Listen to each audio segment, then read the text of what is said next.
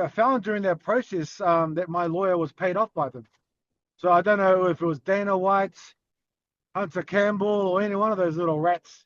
It was one of those little pricks. Not only was Brock Lesnar cheating, but they all knew about it. USADA, INSAC, Dana White, Jeff Novinsky, they all colluded together for one purpose. And that was to sell their company for $4 billion US dollars. Have laughed and mocked me for years about my stance on this. And I don't care what anyone thinks. I don't care about, all I care about is I saw a problem. I asked them to change it and never did anything about it. And the reason is because they're all part of it. Hi guys, welcome back to another episode. I'm with Mark Hunt. Thank you for joining me, sir. No problems, man. No, thanks for having me. We know obviously, you don't need any introduction. Normally we do introductions. You don't need any introductions. As a fan, I want to ask, my first question is, how have you been these past couple years after retirement?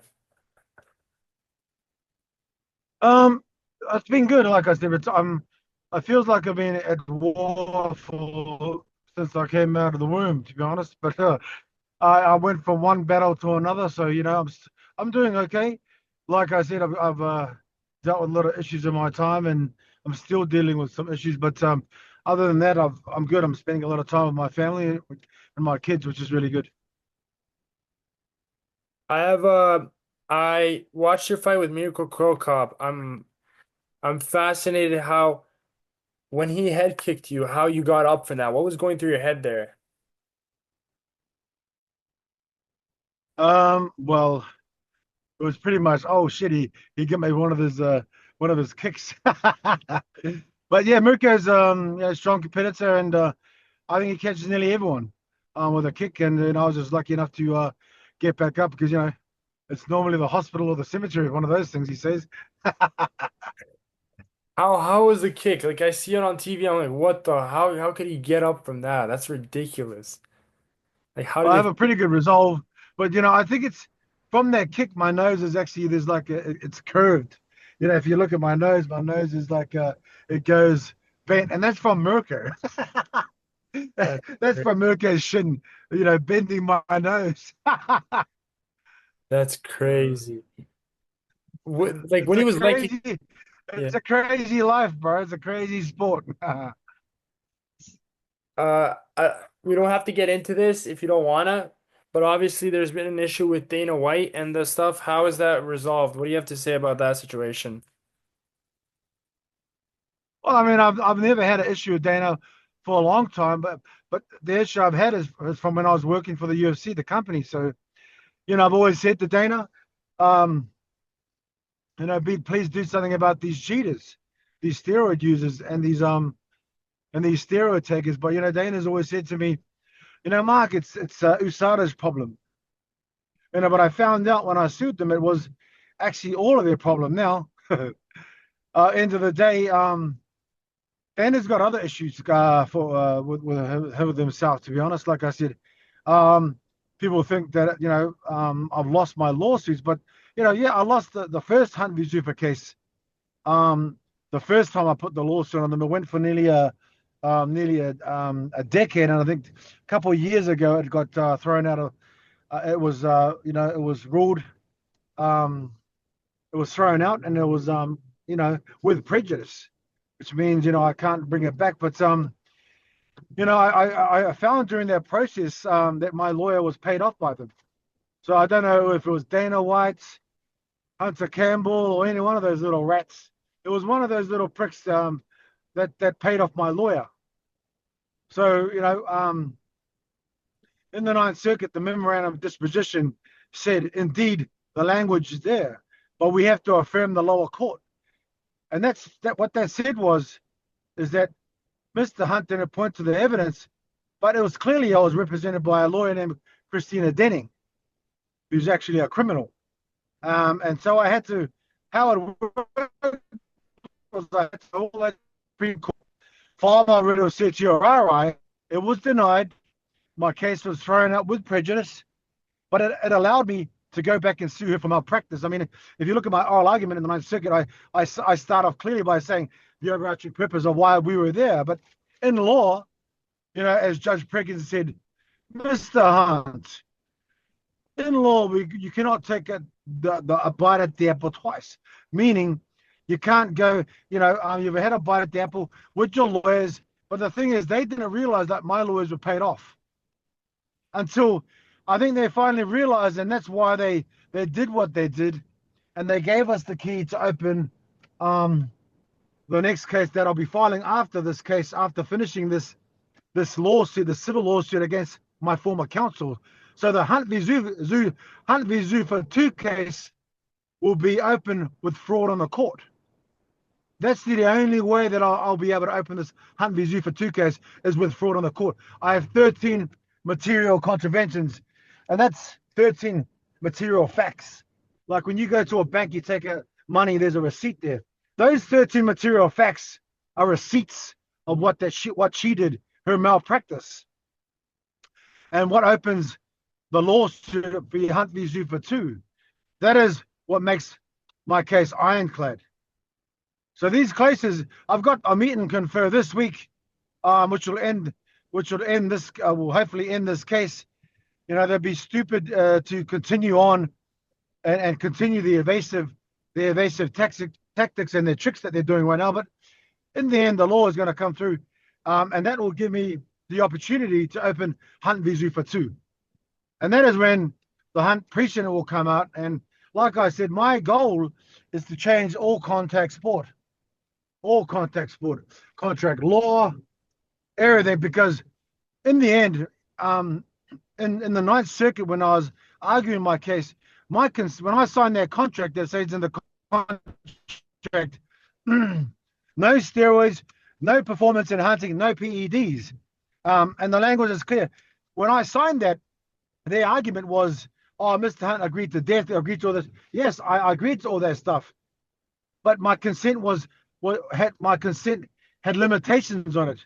It had, when I said when I said to them, because when my consent was taken, because like I said, if I signed that contract, whatever that contract stipulates, it should be held to account.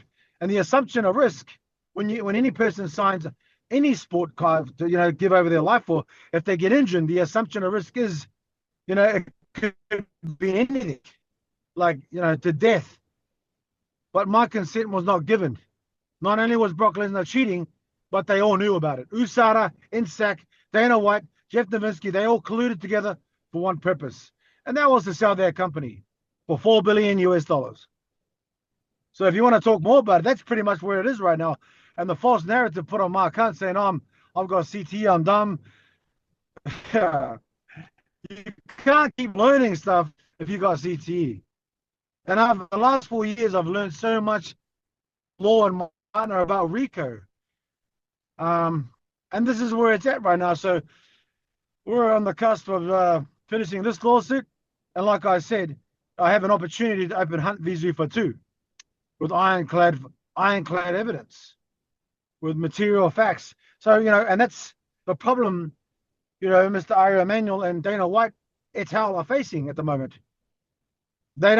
People don't know this, but I know they know it. That the reason they parted ways, is, if this is correct, is because Conor McGregor is coming back, and it's because he's not going to pass the tests. Well, back then, it was a few years ago. I think when they parted ways with USADA UFC, they were trying to give Conor McGregor an exemption. Yeah. And I already knew that I was going to sue them anyway because they're part of this RICO case.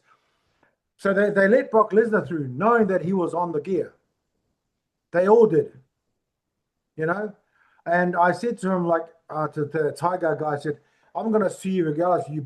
Whether you took a little bit of a bite of the pie or a big bite of the pie, you still bit the pie. I'm going to sue you, and if you let this Conor go, you're going to get sued. That's why they parted ways.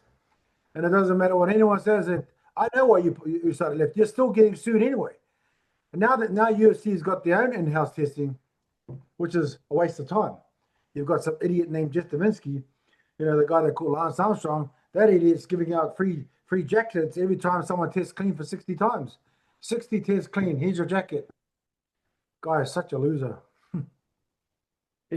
But when you look at it from their standpoint, and I'm not saying they're correct, but they're businessmen that don't care about anything but money. You understand? Like they're just trying to get Well, they should care because, like I said, these lawsuits will fix them up already. Like I said, what they've done is illegal, Yeah. and they shouldn't have a standard that they've put in contract in writing, and then they've broken their own contract laws, so they can make a sale of this company. And that's the thing is, people, have laughed and mocked me for years about my stance on this.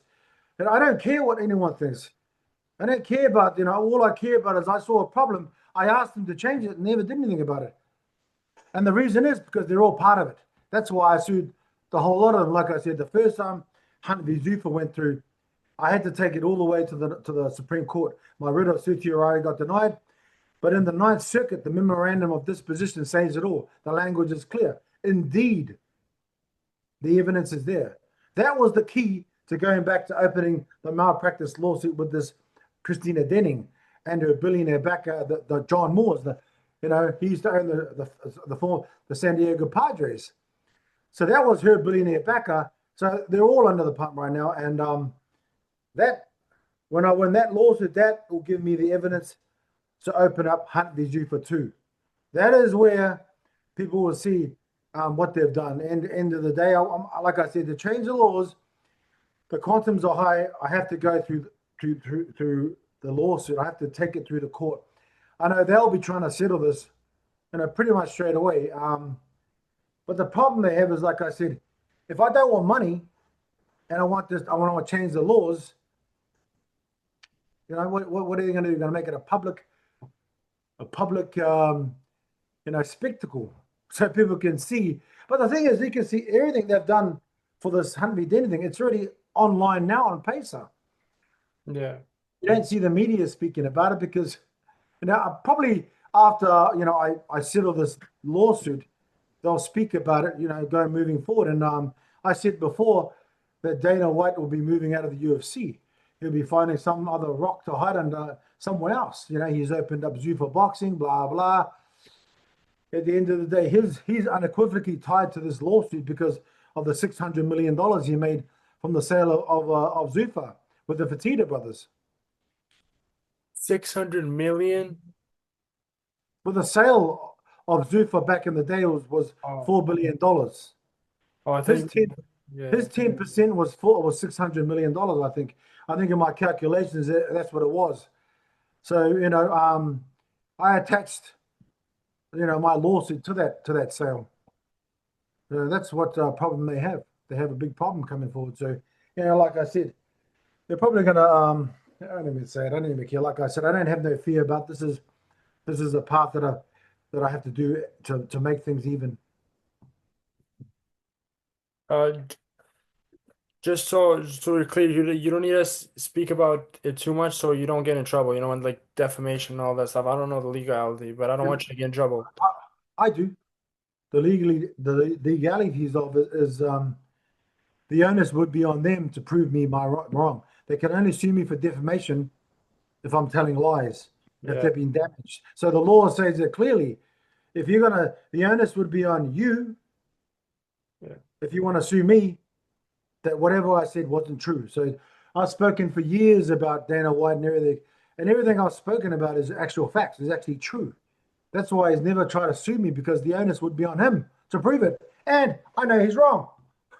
Like I said, that's legalities for you. Many people have spoken that he's a piece of shit, like behind the scenes. Like I said, for what he's done to me, I get that. But understand what you've done to me, you'll get that back with this lawsuit. Yeah. And that's how I have to do it. I have to fight it legally, and I've done it for nearly a decade.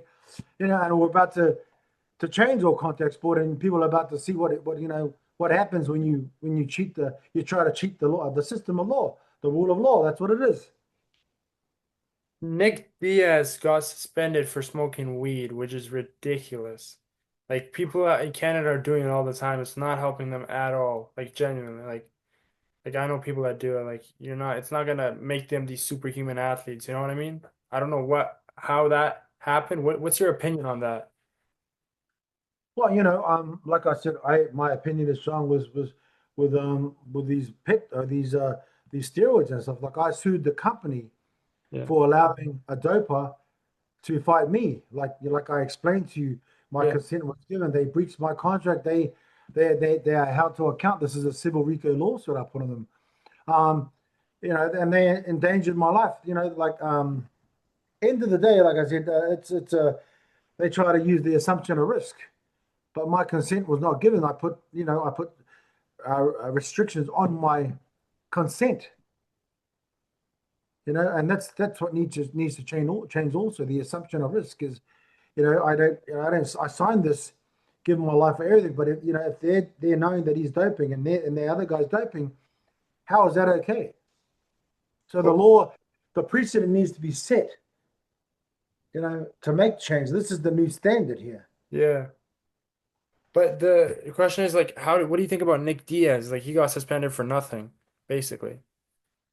You're talking about Nick Diaz, but I'm talking about global sport. It's chalk and cheese. One No, person. you're saying steroids, right? But he got suspended for smoking a plant. Like, you know what I mean? Well, think about it. You're talking about someone that's smoking weed. They gave him, they fined the guy. They canceled him for 10 years. Yeah. But they allowed guys that were doping to fight me. Think about it. Yeah, it's ridiculous. Think about that. You know what I mean? Yeah. That's what I wanted to know your opinion, like about that. But Well, yeah. I clearly, like I said, I just explained to you, Yeah. I sued them. I sued them regardless. People Yeah. say you can't sue $1 billion entities. Why not? Yeah, exactly. Why can't I? Why can't I make things right? Nate Diaz has spoken and he said everybody's on steroids. Is that true that everybody in the UFC is on it? Was I on it? No. No, except for you. I Like, don't know. but I mean, you can't categorize the whole, all you can say is, and it's kind of funny because people that have been caught using steroids, these are the people that you need to, these rules and regulations that UFC have put there, like the standard they have put there, they change them at their will. They want people, they let people do whatever they want, to be honest. Like I said, he says everyone's on steroids. Well, that's generalization. That's not true. yeah. You know what I mean? Yeah. Anyway, end of the day, I just Nate Diaz or Nick Diaz doing that, and I'm big fans of the Diaz brothers. Like I've always been big fans of the brothers. I mean, I don't like, that's I don't think actually weed helps anyone, especially with fighting. I don't think weed helps. I know steroids help, but I don't think weed helps. I think weed makes you want to lie on the couch and watch the movies or something. You know what I mean? Yeah. Like I don't know why. Steroids. Yeah, well, like I said, yeah, you're right. I mean, you say, well, it doesn't help you, but we know steroids it helps you. But why don't you go and do something to these guys? Exactly. Why They don't you him? block those guys? And But that's what I don't understand. UFC, this guy was going up. He's becoming one of the best of all time. Like he was doing it. Like why? Like if what I'm trying to understand is the steroids. They're allowing it because of the money income, but I don't understand how they could get Nick Diaz for weed. Wouldn't that? First of all, it's not as bad as steroids.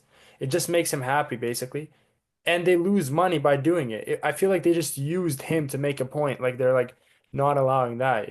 That's my opinion on it, but I don't know. and your opinion would probably be correct. Like I said, it's a financial vehicle that they're using to make money. But end of the day, what they're promoting isn't a fair, even playing field. What they're doing is promoting cheaters, and that whole company's integrity is invalid. They have zero integrity, that company. So the standards of the world champion is there's no point. Sure, like I sit there and I feel sorry for the the champions, of that company, those people that are not cheating, the people that are in that sport, and all those ones that are don't, because the way I look at the UFC, it's a joke. What do you think about the pay in the UFC? Well, I can't complain. I mean, I had to make sure I had the best pay I could get. They've got some big backers now like Vanguard and BlackRock. Maybe things will change. I don't think so, but who knows? I mean, the antitrust lawsuit, may change it for the next 4 years, but will that go back to the way it was? Yes, of course. They only did it to make their own money. But after 4 years, it goes back to the normal way they rip people off. But like I said, my issue is with the performance enhancing steroids that they allowed them to do. I knew with the evidence I have, they all knew that he was on it. They all colluded together for the sale of that company. That's what I knew. That's what I've got material evidence of. Daniel Cormier has also spoken heavily against that, regarding that. That's saying that, like, with the John Jones thing. What's your opinion on him, if you have one? Well, I have an opinion on all the guys that aren't cheating. I respect their opinions. The guys that are doping, Yeah. they need to be, those are the guys' legacy that shouldn't have they shouldn't be in the Hall of Fame. These guys are shortcut takers.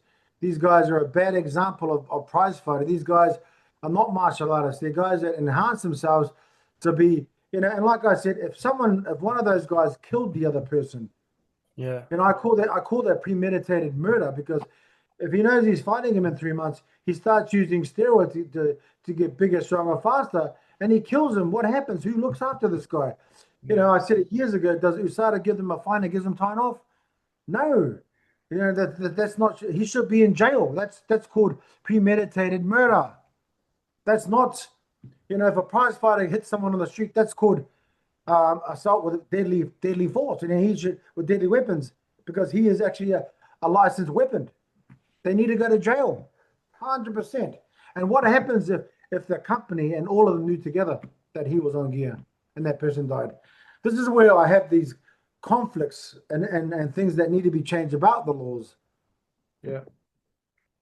I have an interesting thought regarding in today's sports, many 14-year-olds actually make it in professional football, in sports. Like, I can't understand how they couldn't make it before, and now all of a sudden they're making it. It's almost like they're receiving some treatment that's helping them, like maybe some performance enhancing drugs that could be helping, because it's ridiculous for a 14-year-old to be able to compete with 28-year-olds, 33-year-olds.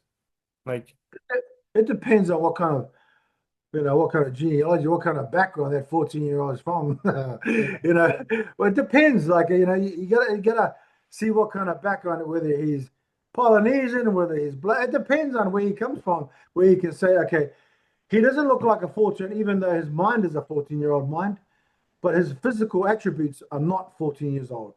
You know what I mean? yeah. You understand what I'm going to get? But that's what I'm saying. Like, over here, especially with rugby league, there's a lot of 14-year-olds that are like 6'5". There's a lot of big 14-year-olds that you see them playing footy, and he goes, can someone please check his passport for his age? Some of them got tattoos and grown beards. Oh, beards at You know, 14? you know what I mean? Some of them, you said, they go, bro, that guy's got a beard. He's not 14. But that's you can't blame that kid. And he's probably just eating a lot of food. You gotta, it's like it's his genes is Yeah. what it is. It's his background. So you have to look at all that stuff. And sometimes I think those kind of kids, they're very rare. Just like when you get like a guy named like Danilobmma, he was a famous rugby player. He was like 6'5". He could run like a horse. He was Tongan, and he was exceptional, like in sport, in that rugby sport. So there's a lot of kids like that coming through in different sports, if you know what I'm saying. So Yeah. I don't know about the performance enhancement. I think that's just their background and what they are. So McGregor said when he was it's crazy that I don't want to go back on it again, but I understand that you're trying to make a point regarding that, and like that's the main thing that's going on right now. McGregor said before with Nate Diaz, he said, "I'm major against that," and then he switches up, and then he does test an Anavar clearly because of those transformation videos. Like, as a 15-year-old kid, like, speaking like as someone that would be 15, like, you'd look at that and you'd be like, I can't make it to that level without that. You know what I mean? Is that the major thing? hang on, that's the false narrative going out there right now, and that's what this UFC. Yeah, that's I what. made I made it to the top Yeah, without cheating in the sports that I was doing. I made it to the top. You yeah, can do it. You can clearly do it. yeah, What the UFC is promoting out there, they're not punishing these guys that are taking and getting corticosteroids. They're putting them on a pedestal. Guys like John Jones and that dickhead Dana White saying, "Oh, he's the goat. He's the goat of cheating," just like Lance Armstrong, just like a lot of these guys that get Ben Johnson. These guys get caught, and what they do is they ruin history. Yeah. The guys that actually should be on that pedestal are the guys that have worked hard, without injecting themselves, with pharmaceutical grade shit that makes their fucking eyeballs pop. These are the guys that should be on top of the pedestals, not the guys that are enhanced. And what UFC are doing is promoting these guys that are on steroids, like John Jones, all these fucking retards, and that's the new standard. That's the standard right there. That's what you got to be like. Yeah. A guy that runs over fucking woman, pregnant woman, runs back for the drugs, doesn't check a guy that takes steroids. And I shouldn't be judging on a guy, with his domestic life or whatever. But the steroids part, I don't, the company should not be promoting these guys. If anything, when they did that to me, those guys should have got my back. But the Yeah. reason they didn't have my back is because they were all part of the collusion to make their money. They're all part of the RICO to make that happen. So that's why I fell short. A company that was supposed to back me, look after my interests with their contracts here, and back the other guy because they were all on that other side cheating with him.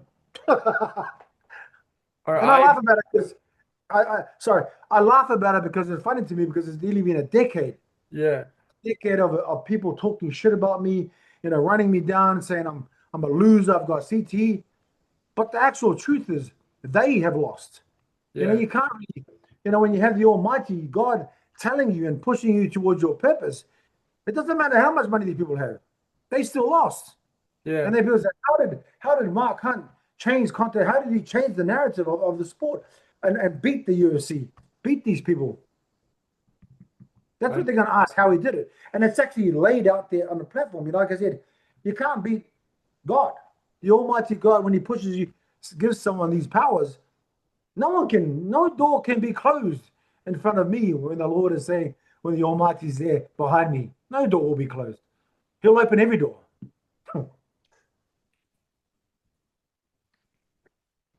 The the thing that I'd like to ask you is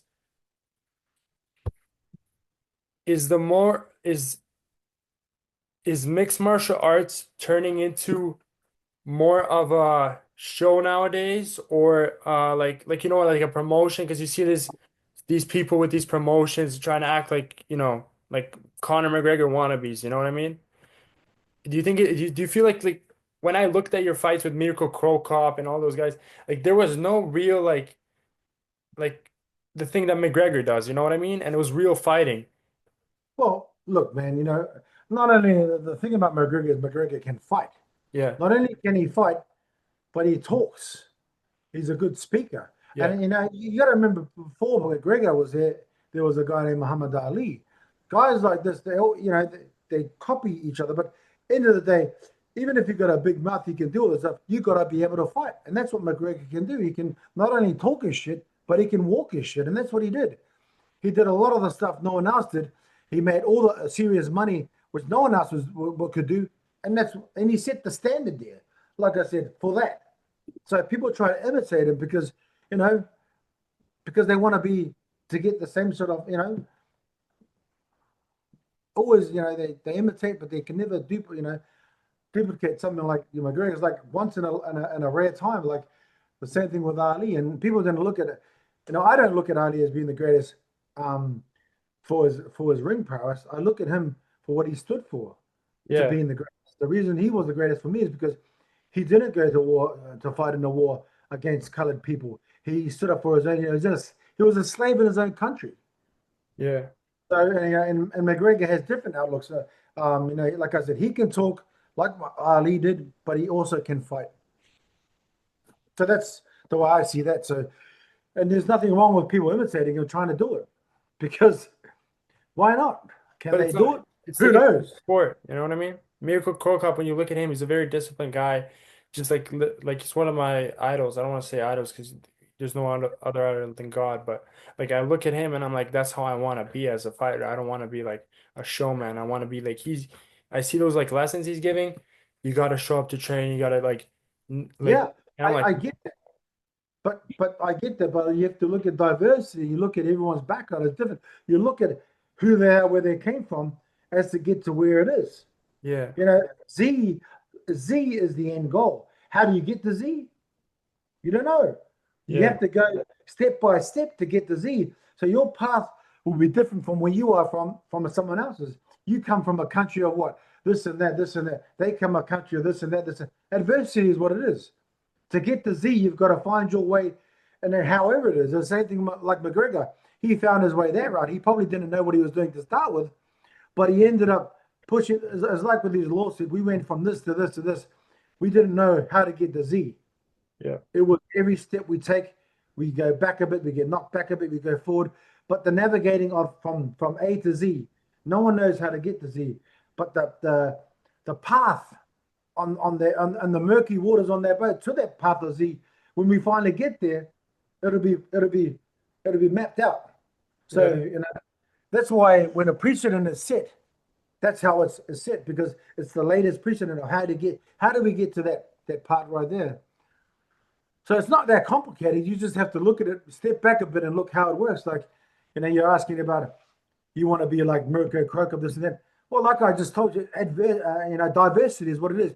These people come from different backgrounds, and how do they get there? Yeah. That's true. That's all it is. Because I'm from a country that's very similar to his. Like the thing they do in those countries is they don't try to show off because then people are gonna, they're gonna say, "Oh, this guy's a show off." You know what I mean? They don't appreciate you. But who cares? Who cares what people think? Who cares what people in the culture think? They're gonna judge you whether you like it or not. But like They're you're gonna. not respectable. You know what I mean? Like if But you're not being, they're gonna be that's the like, "Oh, thing, that guy's though. a clown." You know? People gonna look at you. They're gonna run you down. They're gonna call on you. They're gonna say all these things. They want to watch you to get knocked out. But when you actually start making it, they're gonna be on your side. It's just how Yeah. people are. People are fans of things. Are real fickle, man. They change as quickly as they change undies. People change with the times. Yeah. Once you were this, times will change and you're that now. That's just how it is. But like you said about, you want this person to be this. Not everybody can be like Mirko. Not everyone's gonna be like Well, this. yeah. I'm Not not trying. everyone's gonna Yeah. be. I'm not trying to You say I'm know, like him, but you like you, you want to be yourself. yeah. That's Like, I want to learn from him. You know what I mean? Because he's like his discipline. that's what I'm saying. Yeah. When you look at every sportsman, every top athlete, at the end of the day, they've all got to have they've got to have, they've got to go. They've got to clock in every day and do that shit. Break. They've got to chase the wall, jump over the wall, and go further every day. The Yeah. fitter they get, the longer it gets. Everyone's different, and that's how it works. It's diversity, man. It's Yeah. not I everyone. If you had like everyone that was, you know, like one way. When someone new comes out, it goes, "Oh, what's that?" Do you understand what I'm understand. saying? Okay. I have a question regarding. I apologize if this is a touchy subject, but there's been a video going around about you talking about your childhood and everything, with how you grew up with your father and everything. I've spoken to many Hawaiian fighters, and I know like it's not the same thing, but I don't know. It seems like you guys have the same like type of background. The big dad comes and he beats up everybody. Like I'm not trying to be disrespectful, but a lot of Hawaiian fighters that I interviewed. Like even the women, they got beat as children. That's why they got into fighting. Like I understand that sometimes when you're like when these things happen to you, you can't like sleep at night. Is that like I know you like did this, you achieved everything in the career and everything. You're well off now, but does it come back to you sometimes? Or are you like good off? Yeah, it's Polynesian people. Like I said, that happens because of uneducation. People like I just said to you, we spoke about it early, diversity. Yeah. That's what drives you drives someone else. Something else drives the other person. What's driven me to be the best, or what's driven Milka to be the best. We have different parts, but it's diversity. We come from different places. And what drove me to be the best is not be like my father, not be a loser piece of shit. Everyone has their own reasons why they do it.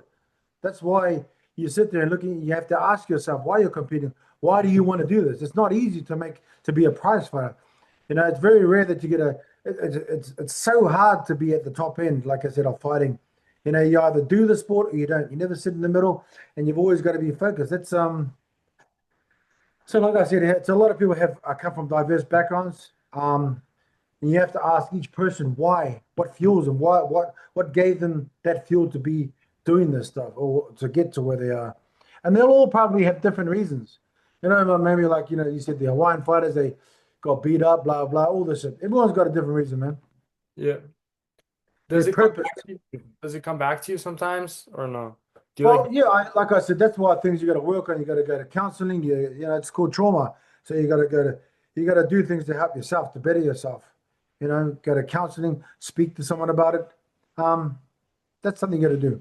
Because not only if it helps you being a better person, being a better father, a partner, a dad, yeah. or mom. Yeah.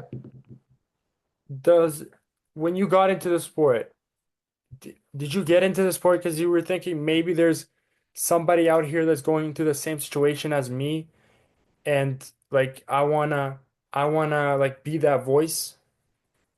Well, I got into the sport because it was God's purpose for Mark Hunt's life. Yeah. Never wanted to be a fighter. I got into a fight outside a nightclub. And I was fighting in that very same club probably a week later, Muay Thai. So that's how I started fighting. I came from a troubled background. I was in jail as a youth twice. And, like I said to you, diversity. I didn't want to be a prize fighter for my life, but I became one. And that's, and later on, that's where it moved to about helping other people. I'm gonna cut this part out, but Zoom is fucking me over. It's giving me a minute and 30 seconds left. I don't know why.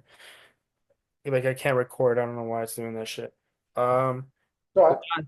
last question. Oh, we got another fan that wants to ask a question. Jovan Ignatovic. No, we're not answering this. That's fucked up. It's nothing against you. You just said an inappropriate word. Um, how old were you when you started training, and how many street fights did you have before getting in the UFC? I was a young man. I think I had my first fight when I was in the ring when I was 16 or something. Yeah. And I had other altercations before I was fighting in the ring. But yeah, I've been doing it for a long, long time. And like I said before, I never wanted to be a prize fighter. It was just something that God put into Mark Hunt's life to save Mark Hunt and also help so many others along this journey. And especially like with what purpose I have right now with about changing all contact sport. That is my purpose in life in the end of the day. So it'll help so many others, generational help with different people. So yeah. If you have any final words, you got like, yeah. And so thanks for having me on your podcast, and I like sharing the knowledge, of course. And all glory goes to the Almighty as always. Always, there's nothing else happens without the Lord's work or the Lord's help. His hand is over everything, and that's why I'm here speaking to you. So thank you for your time. I appreciate you. Thank you so much, sir. It's